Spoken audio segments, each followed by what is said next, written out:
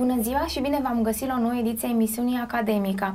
Alături de noi se află astăzi doamna conferențiar universitar dr. Simona Mureșan, decanul Facultății de Medicină în limba engleză din cadrul UMFST Târgu Mureș, alături de care vom discuta în minutele care urmează despre această nouă facultate, sistemul de admitere, procesul educațional și obiective pentru viitorul apropiat. Bună ziua, doamna decan, și bine ați venit alături de noi! Bună ziua și vă mulțumesc pentru invitație. Și noi vă mulțumim pentru că ați dat curs invitației noastre și v-aș propune să începem discuția noastră prin a ne face o prezentare a Facultății de Medicină în limba engleză, când s-a înființat și ce programe de studii cuprinde aceasta. Sigur că da, Facultatea de Medicină în limba engleză este practic cea mai nouă structură academică din cadrul Universității George Emil Palade din Târgu Mureș. Aceasta a devenit funcțională începând cu luna septembrie anului academic 2019-2020, iar în prezent are în structura sa două programe de studii de licență de lungă durată. Practic este vorba de programul de studiu medicină în limba engleză pentru studenții din Târgu Mureș, cu 150 de locuri autorizate în momentul de față, și noutatea pe care am adus-o anul acesta în lumea academică națională și de ce nu internațională este programul de studiu medicină în limba engleză, ce se desfășoară într-un campus secundar al universității noastre la Hamburg, în Germania, tot pentru un campus deschis tot pentru 150 de studenți. Ce ne puteți spune despre admiterea la această facultate, în ce constă, și atât la Târgu Mureș cât și la Hamburg? Da, este un proces de admitere extrem de riguros și care respectă integral legislația românească în ceea ce privește admiterea studenților internaționali la studii în învățământul superior în domeniul medicină. Acesta are o parte comună pentru cele două programe și câteva elemente particulare.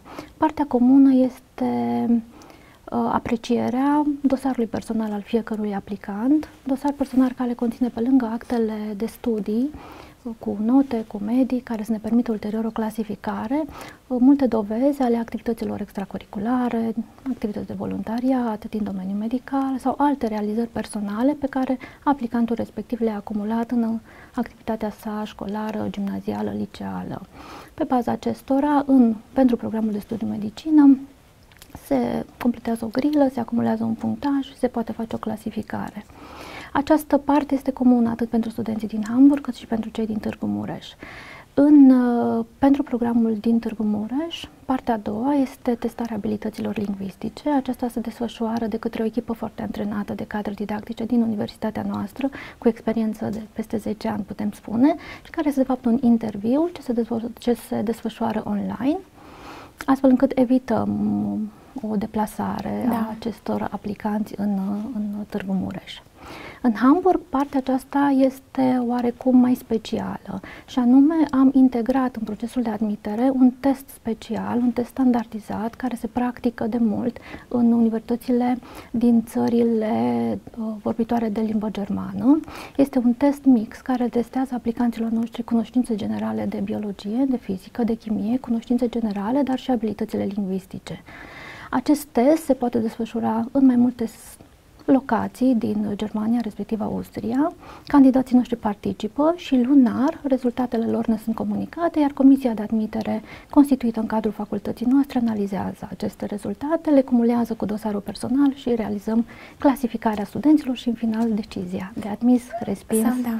Dar să înțeleg că deja a început recrutarea pentru studenții care vor învăța anul universitar următor. Da, în ceea ce privește studenții internaționali, abordarea universității noastre este să efectuăm o admitere în două etape, și anume este etapa numită de noi Early Admission. Este o sesiune care se desfășoară pe parcursul anului universitar precedent și care este destinată acelor studenți care doresc să securizeze oarecum un loc de învățământ în programele noastre.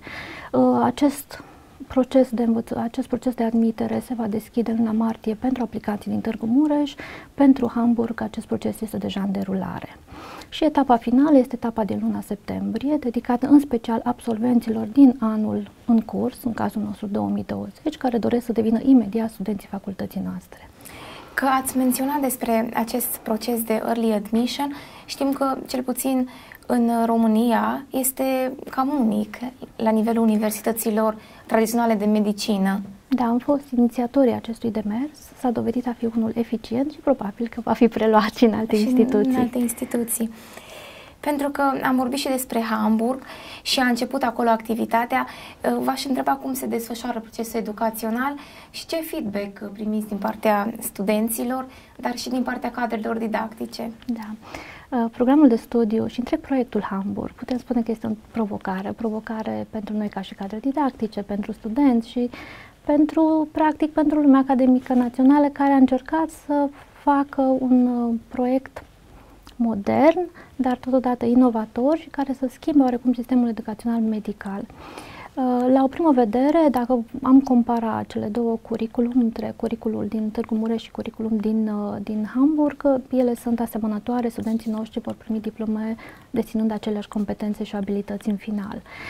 Dacă parcurgem orarele de studii, însă există niște diferențe și prima abordare vizibilă este abordarea modulară.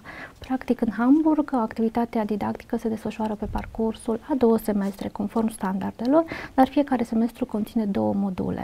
Aceste module au durată de 7, respectiv 6 săptămâni și sunt completate în primii ani de un modul mai scurt de 2 săptămâni ce se desfășoară în Târgu Mureș și care de fapt completează activitatea academică a studenților cu anumite stagii care nu se pot desfășura în Germania, de exemplu în anul 1 studiu cadaveric la anatomie. Pe parcursul fiecărui modul, studenții au o activitate didactică extrem de intensă, combină în paralel 3-4 materii de studiu, iar la finalul celor 6, respectiv 7 săptămâni, totul se finalizează printr-o săptămână de sesiune în care ei susțin examenele finale, obțin notele, urmând ca ulterior să-și continue activitatea didactică cu alte cadre, cu alte materii, într-un alt modul. Cadrele care au fost în primul semestru la Hamburg, ce spun despre această experiență? Da, a fost o experiență extrem de interesantă. În primul rând, e bucuria de a participa într-un proiect nou, de a preda într-un mediu extrem de modern și adecvat la standarde internaționale. Sunt cadrele care au plecat inițial în Hamburg, sunt cadre cu experiență, care încă din 2008 au predat studenților internaționali, astfel încât cunoșteau oarecum profilul acestui tip de student. Însă s-au întors încântați acasă, încântați pentru că motivația studenților din Hamburg este una foarte, foarte ridicată și atunci acesta ne dă și nouă oarecum o energie să fim activi, pentru că altfel ritmul de predare este unul intens. Practic, cadrele noastre didactice ce se deplasează la Hamburg se întâlnesc în grupe mici de studenți, în fiecare zi cu studenții, ajung să se cunoască pe nume, să realizeze așa o relație de prietenie care eu cred că este extrem de benefică, atât pentru cadre cât și pentru studenți mai ales. Pentru că ați menționat anterior despre profilul studentului, candidatului la Hamburg, ne puteți spune care este acesta, cum arată acest profil și care e diferența între profilul candidatului de acolo și cel de aici? Dacă există o diferență. Nu cred că există diferențe. În general, studenții internaționali sunt studenți curajoși, sunt studenți, poate folosesc așa un termen mai dur, solicitanți pentru noi cadrele didactice, pentru că sistemul de învățământ din care ei provin este unul extrem de activ, care învăța să fie curioși, să pună întrebări. Să pună multe întrebări. Exact, și să ceară foarte multe detalii de la cadrele didactice. Este oarecum să zic, sunt niște studenți mai solicitanți pentru noi. Dar această atitudine este una benefică. Ei reprezintă, de fapt, o provocare zi de zi pentru noi. De unde provin ei? Din ce țări? Din ce locuri? Da, în momentul de față, în Hamburg, avem 115 de studenți înmatriculați, 80% dintre ei sunt din Germania, însă avem și studenți internaționali din Canada, din Peru, din Finlanda, din Danemarca. Da, foarte interesant. Și, în total, câți studenți studiază în prezent la Facultatea de Medicină la limba engleză? În momentul de față, la Facultatea de Medicină limba engleză, avem 712 studenți. Este un număr mare, iar ceea ce este mai onorant pentru noi este faptul că acești peste 700 de studenți provin din peste 53 de țări. Așa cum se vede în fața universității pe esplanadă, avem expuse aceste țări și ne mândrim cu drapelele acestor țări și ne mândrim cu ele, pentru că demonstrăm faptul că Universitatea de Medicină, de Medicină, Farmacie, Științe și Tehnologie din Târgu Mureș este cunoscută internațional pe o scară extinsă. Practic, în fiecare an mai adăugăm și alte drapele acolo pe esplanadă. Și credeți că se datorează creșterea numărului studenților care aleg să vină la Târgu Mureș și care sunt motivele pentru care considerați că aleg să studieze aici? Cred că o explicație corectă vis-a-vis de creșterea numărului de studenți în ultimii ani care doresc să vină aplicanți în Târgu Mureș este și faptul că deja avem o istorie de 11 ani. Acest program de medicină în limba engleză, de fapt, a debutat în cadrul Facultății de Medicină din anul 2008. Practic, avem în momentul de față 5 generații de absolvenți care au devenit ambasadorii noștri în lume. Și poate că și ei atrag, cu siguranță atrag noi aplicanți în țările în care ei au ajuns să practice medicină și să-și dovedească cunoștințele. Da. În continuare aș dori să vă întreb, pentru că aveți această funcție de decan al Facultății de Medicină în limba engleză, care sunt provocările funcției de decan? Da, aici sunt multe de spus. Ar trebui să începem așa cu un adevăr general. Atunci când ca bază de pregătire ești medic și cadru didactic, să faci management academic este o altă meserie. Da. Și bineînțeles că acest management academic la nivelul unei facultăți, mai ales cu studenți internaționali, presupune o provocare foarte mare. Când în portofoliul tău ai și un program de studiu ce se desfășoară într-un campus extern, în care practic noi inovăm an de an, în care noi vom dezvolta probabil un învățământ clinic extrem de particular și de inovator, provocările se amplifică de un număr foarte mare de ori. Da.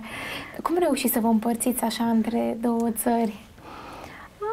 În acest secol lucrurile sunt foarte simplu, online lucrurile se desfășoară, da, avem un sistem foarte bine organizat și punct de comunicare cu Hamburgul, cu stafful de acolo, din campus și chiar cu studenții. Încă din prima săptămână am derulat un program de audiențe online cu ei, am întâlniri cu reprezentanților odată la 2 săptămâni, deci comunicarea se poate face, chiar dacă prezența mea fizică în Hamburg nu este permanentă. Da.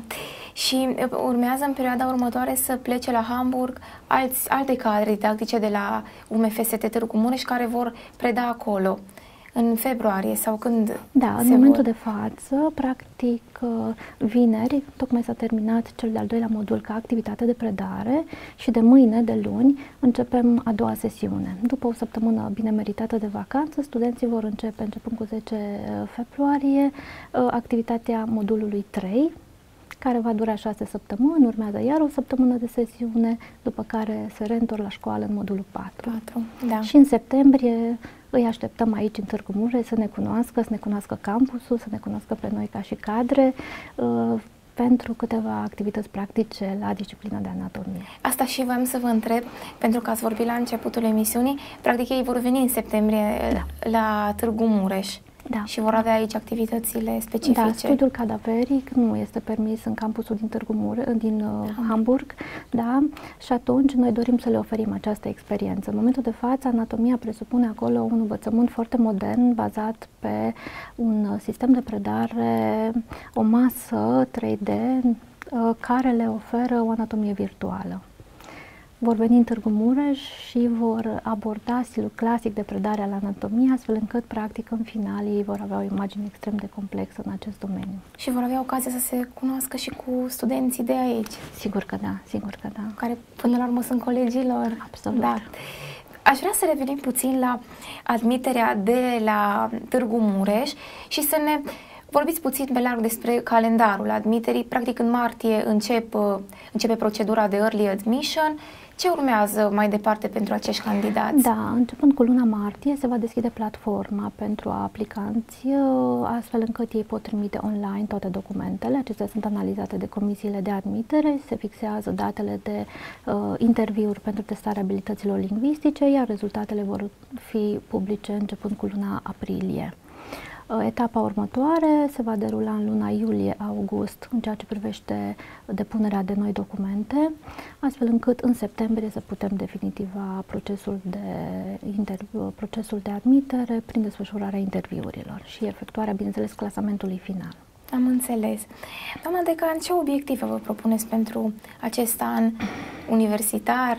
pentru acest an calendaristic? Da, pentru acest an calendaristic ne propunem multe. În primul rând, fiind o structură organizatorică nouă, trebuie să ne definitivăm organigrama. Așa cum bine știți, suntem într-un intens proces electoral, deja ne-am ales reprezentanții studenților, deja s-au ales reprezentanții cadrelor în consilii, vor fi ulterior validați reprezentanții noștri în Senat, urmând ca ulterior să ne creăm propriile comisii de lucru, astfel încât activitatea în cadrul facultății să fie una extrem de funcțională.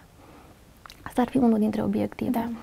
Al doilea obiectiv, acesta e pe termen lung, ca în orice facultate, dorim să ne adaptăm continuu procesul de învățământ la ceea ce se întâmplă în afară, la standardele europene și internaționale și atunci, bineînțeles, adaptarea continuă a conținutului curricular împreună cu colegii de la Facultatea de Medicină, bineînțeles, dezvoltarea procesului de evaluare sunt obiective pe termen lung care presupun o continuă schimbare și o continuă adaptare. Vă dorim mult succes! Mulțumesc frumos! Și aș dori să vă întreb pe final dacă doriți să transmiteți un mesaj studenților de la medicină în limba engleză. Da, mi-ar place să le transmit studenților un lucru. De fapt, mi-ar place să fie convinși de faptul că noi, ca și cadre, ca și administrație, suntem foarte convinși că iau un statut extrem de special și într-un fel îi invidiem pentru lucrul acesta. Să fii un tânăr la 18-20 de ani, să părăsești atmosfera caldă de acasă, țara ta și să călătorești mii de kilometri pentru a-ți împlini visul de a deveni medic, fie că vii în Hamburg sau vii în Târgu Mureș, este un lucru de admirat. Îi considerăm curajoși și pentru aceștia cred că noi, ca și cadre, ca și administrație, trebuie să facem totul, iar toate deciziile pe care le luăm să graviteze în jurul lor și nu invers. Mi-aș dori să îi văd organizați, să îi văd că studenții din Hamburg și studenții din Târgu Mureș vor crea împreună o atmosferă frumoasă, se vor integra în lumea academică a Mureșului, pentru că, de ce nu, atunci când vor deveni absolvenții noștri, acești studenți vor transforma toate experiențele pozitive din universitate în elemente ale unei cărți de vizită ale universității noastre. Da, și oricum la Hamburg ei fiind poate mai puțin reușesc să creeze poate o legătură mai strânsă unii cu ceilalți. Dar v-aș întreba aici la Târgu Mureș, ce legături sunt între ei în comunitatea de studenți, pentru că sunt foarte diversi. Vorbim despre multiculturalitate. Sigur, sunt studenți diversi, dar sunt studenți care, în ceea ce privește procesul de învățământ, problemele studențești, au elemente comune. Și atunci, unul dintre obiectivele pe care iarăși le dorim și pe care le-am și demarat în acest an academic este să le creăm lor un statut, se fac pași în direcția înființării Ligii Studenților Internaționali, astfel încât să le oferim cadru să se exprime, să fie recunoscuți și să-și poată dezvolta planurile, dorințele lor și să fie alături de noi. Și când credeți că se va realiza această Liga Studenților Internaționali? Sunt niște termene legale ce trebuie respectate. Este vorba de un maxim interval de 6 luni. Foarte frumos. Abia așteptăm să se întâmple și să veniți să ne mai povestiți și dumneavoastră și studenții. Da, sigur că da, promit că o să vă țin cu noutăți și ori de câte ori, fie în Târgu Mureș sau în Hamburg, vom începe o etapă nouă, promit că o să vin cu informații și, de ce nu, și cu imagini. Vă mulțumim tare mult, doamna decan, și ne revedem cu următoarea ocazie. Sigur că da, și eu vă mulțumesc. Cu mare drag. Vă mulțumim și dumneavoastră că ne-ați urmărit și astăzi și noi ne revedem săptămâna viitoare la o altă emisiune academică. Până atunci, toate cele bune, la revedere! I think Romania is a great place. It's a lovely country. So that's why I chose to stay.